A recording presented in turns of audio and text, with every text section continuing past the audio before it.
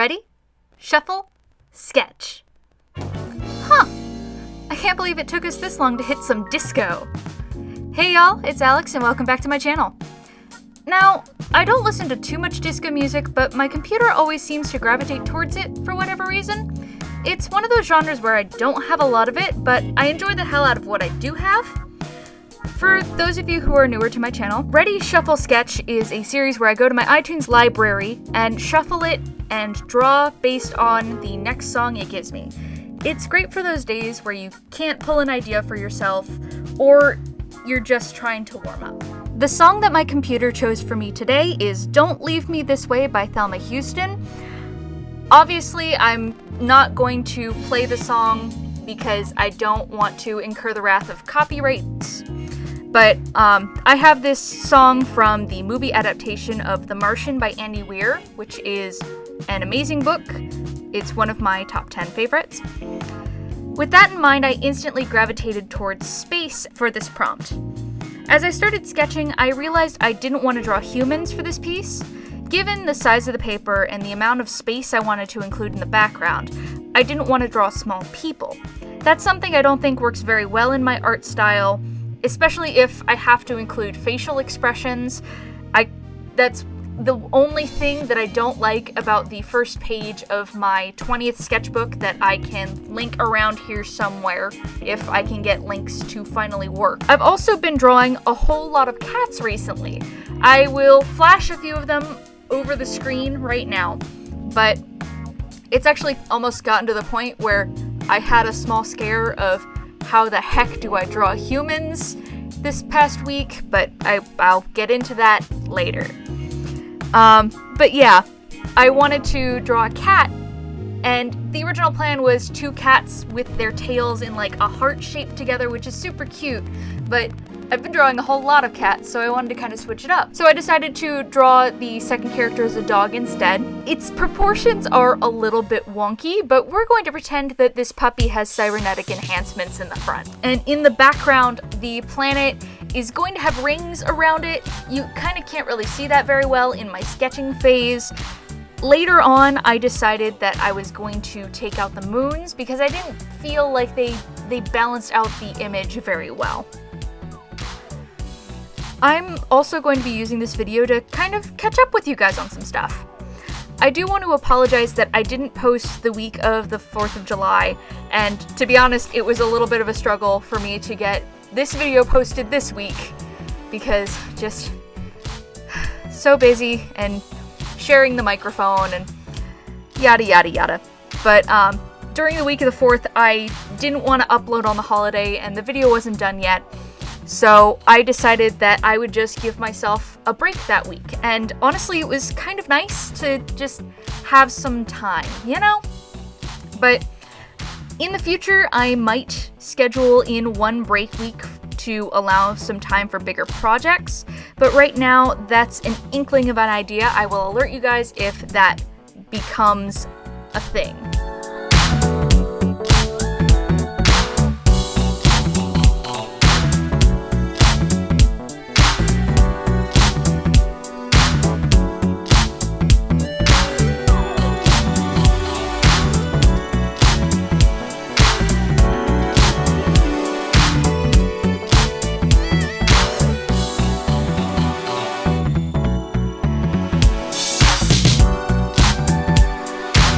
When I was thinking about how I was going to color this piece and the planets in, I remembered my massive stockpile of colored paper.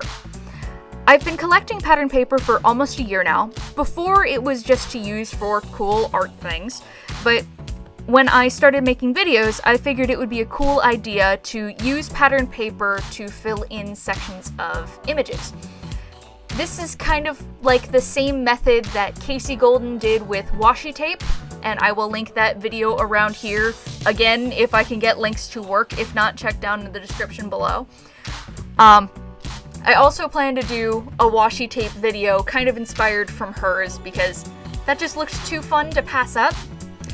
From all of my papers, I kind of selected this cluster of them. I'm sticking with blues, pinks.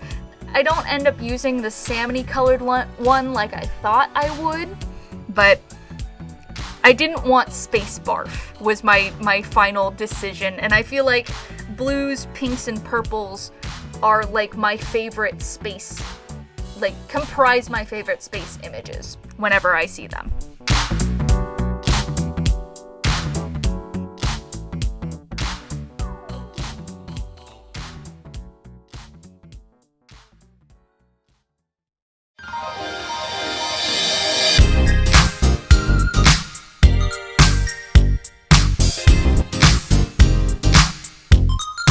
Then, when it came to coloring supplies, I briefly thought about using watercolors. But I haven't been grabbing for those as much recently, I just don't have the patience for some of them. So I decided to grab some Sharpies. And some more. And some more Sharpies. And maybe a few more. And I think that's the last of it.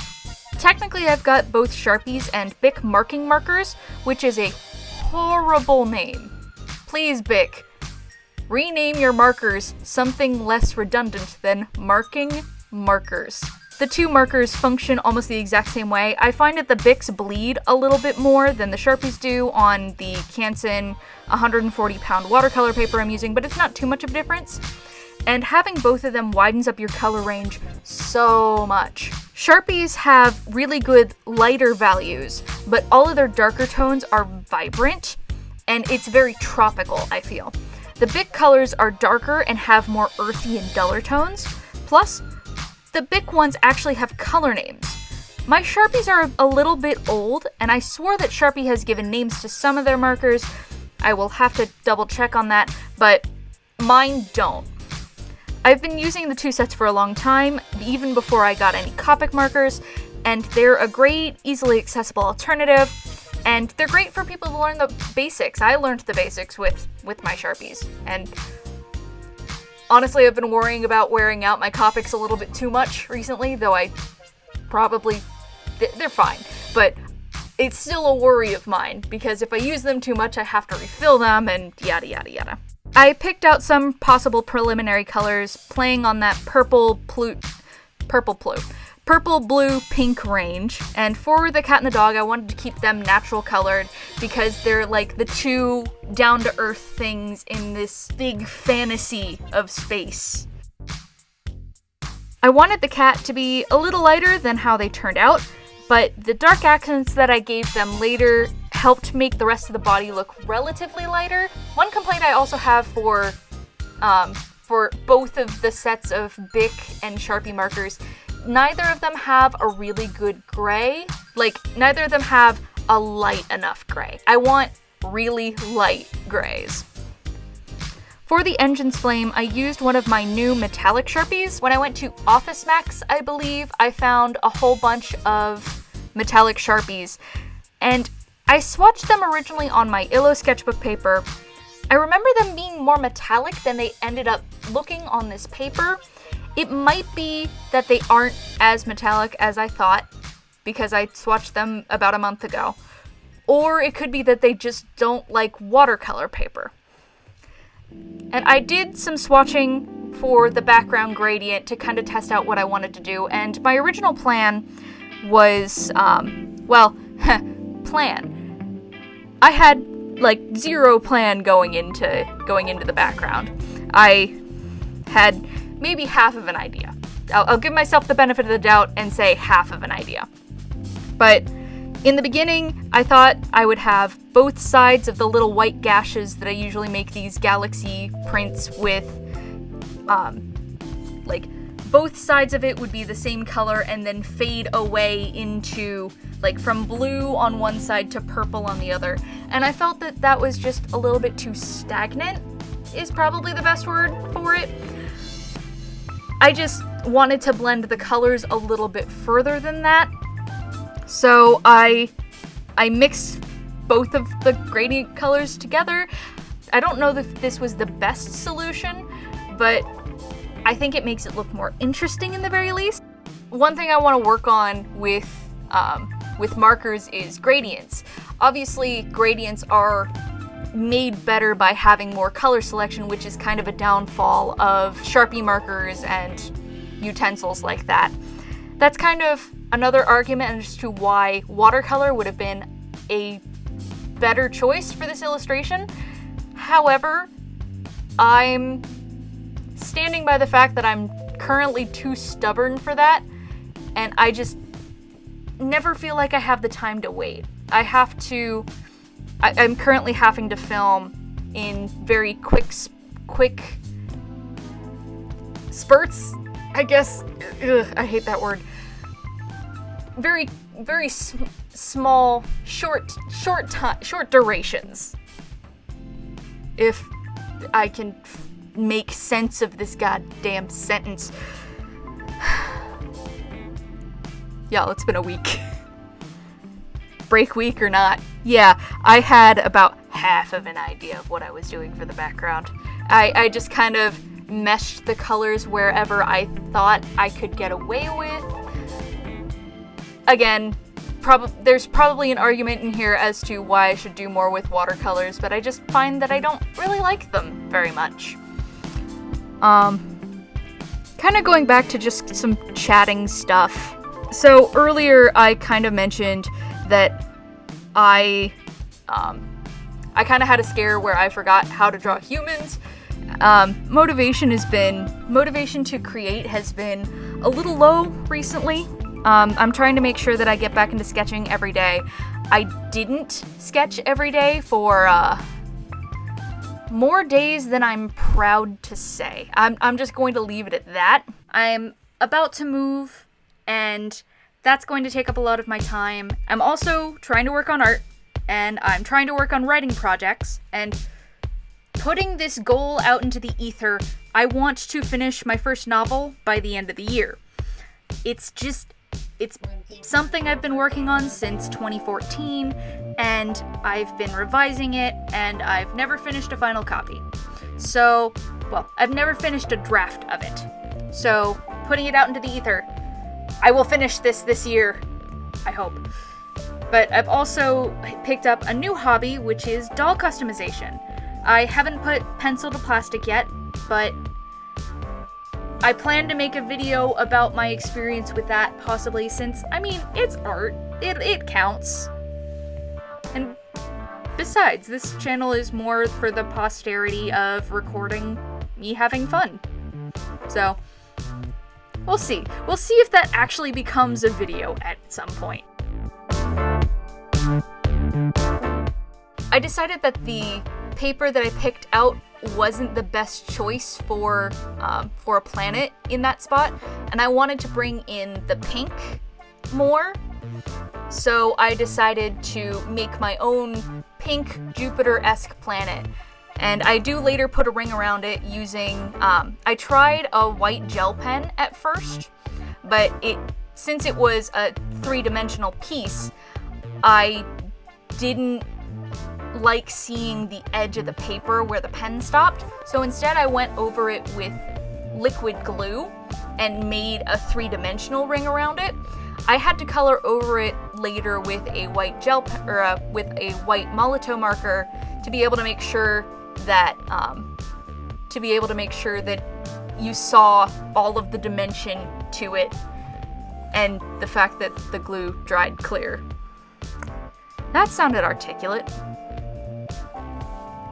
I'm also a little sad that in my sketching process I had a cute CATSA logo to kind of play off of NASA, and it was based off of the meatball logo, which is this one over here. But in my sketching process that didn't really work out, so I decided to do a CATSA logo based off of the worm logo, which is over here. It's the one that they did in the 90s or 2000s, I believe, and everyone hated. But it was really easy for me to recreate. My original plan was to have the meatball logo with a ball of yarn in the back, and that was going to be really cool, but yeah. I will be honest, I wasn't too excited about this piece while I was coloring it in, or when I was doing the line art. It was originally just something to fill my queue and give me more time to work on another video I was planning, and I've actually scrapped footage for. I'm keeping the footage, but I'm not posting it as a YouTube video anymore. It'll most likely go to my Instagram. But, and then there was another video that I was still in the middle of filming. But the point when I started adding in all of the stars to this piece is when it really started coming to life for me. And giving the 2 air bubble circles around the 2 animals kind of like made it feel more realistic. One problem I have with my illustrations is I have a problem with pushing into surreality. I don't like things that don't make sense. So that kind of putting the bubbles around them really helped. And I just always love adding stars to a sky. It's just so satisfying.